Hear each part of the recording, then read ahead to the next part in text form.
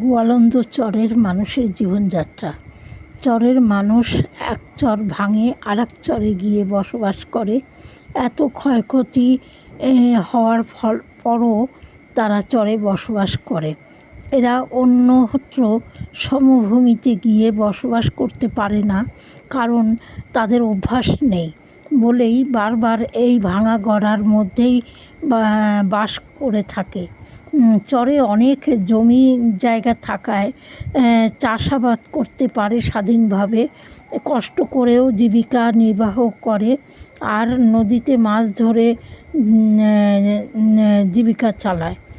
এই চরে অনেক ছাগল, ভেড়া, গরু, হাঁস, মুরগি পালন করে জীবিকা চালায়। কিছু টিনের ঘর আছে, কিছু বেড়ার ঘর আছে। পশুপালন আর চাষবাস করে তাদের দিন কেটে যায়।